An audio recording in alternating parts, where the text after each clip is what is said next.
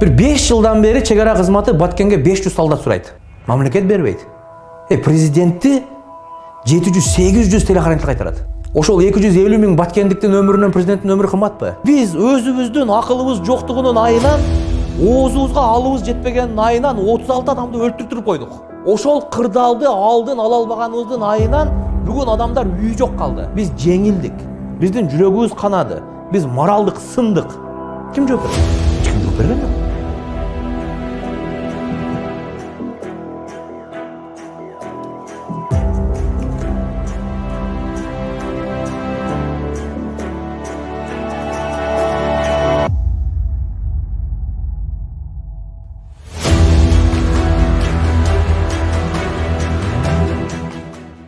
Баткен облысынын 1 миллиард кубометр нефтisi бар. Бул Сайыздын учурунда эле аныкталган да.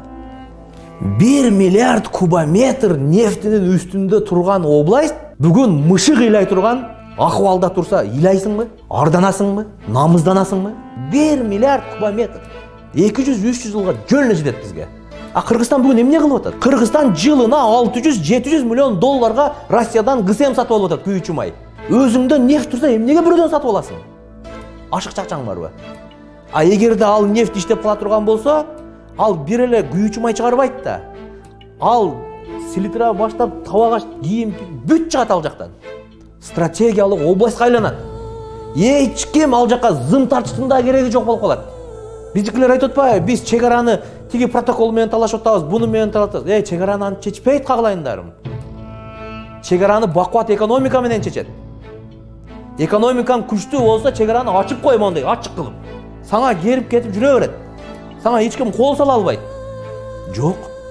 Аны да иштетпей атабыз. Бүгүн мөңкүрөп, баткендиктер акыбалы оор болуп отурушат. Биз өзүбүздүн акылыбыз жоктугунун айынан, оозубузга алыбыз жетпегенин айынан 36 адамды өлтүртүп койдук. Ошол кырдаалды алдын ала албаганыбыздын айынан бүгүн адамдар үйү жок калды. Биз дүйнөдө колунан бале да келбеген мамлекет деп имиджибиз түштү. Биз жеңилдик. Биздин жүрөгүбүз канады. Биз моралдык сындык. Ким жооп берет? Эч ким жооп берген жок. Жооп бергендин ордуна эмне кылды биздикилер? Биздикилер барып туруп границаны жаап койбодубу? Ал границаны жапканда бир ойлонуш керек да, биринчи. Бир границаны жабаардан мурда ойлонуш керек, стратегиялык жагын ойлонуш керек да. Биз бияктын границасын жаап койсок, баткендиктердин тиричилиги эмне болот деп. Бүгүн мына граница жабык. Ура менен границаны жаап алганбыз. Баткендик туугандардын баардыгы тамак ашты тажиктер менен кызматташып, ошол жактан тиричилик кылчу да.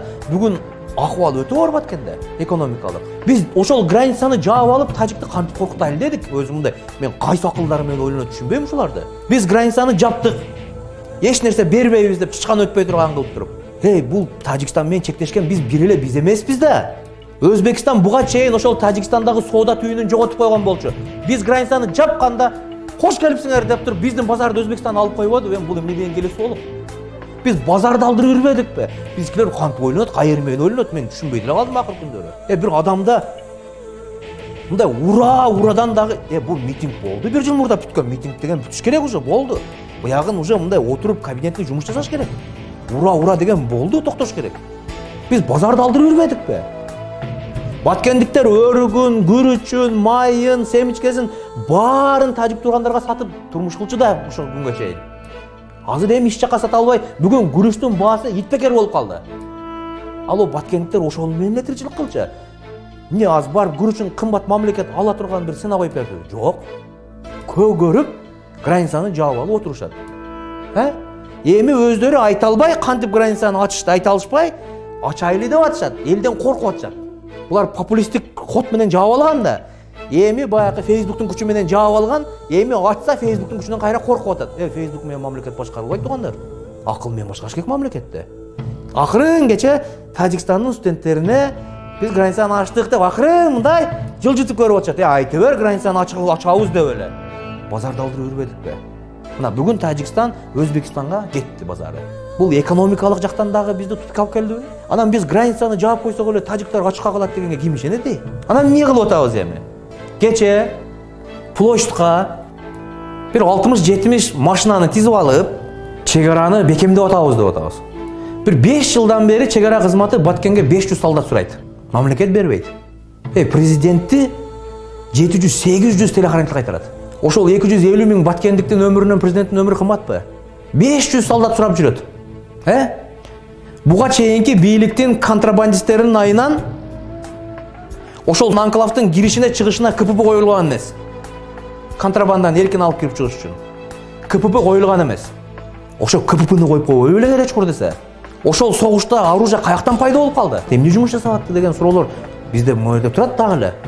Анан кечик эле бюджетти 400 миллиард кылабыз, асманды курабыз деп. Кое тур, биринчи онол үйдү бүтүр Баткендеги. Анан башка ишти айтсаң калгандары ишенет. Bundan 1-2 жыл мурда Өзбекстанда Сардобада сусактагы жарылып кетти. Президент келди, кычалат болбогула деди, мен муну бүтүрүп берем деди. 1 жылдын ичинде жапжаңы шаар салып койду. Бул принципиалдуу суроо болчу, ал көрсөттү мамлекеттин күчүн. Карыз калды, каяктан алды көрсөттү. Биз дагы Баткенди карыз калсак дагы көрсөтүшүбүз керек болчу, куруп туруп. Мына биз куруп кое алабыз, биз кубаттуубуз, күчтүүбүз деп, биз эл ынтымакпыз деп. А Баткенде согуш болуп атканда 2-3 күн биз бийликтегилер какта экенин таппай калдык го. Кимисин эмне иш менен але экенин билбей калдык го. Ошондуктан саясатты түздөшүбүз керек, оңдошубуз керек, өзгөртүшүбүз керек көз караштарды.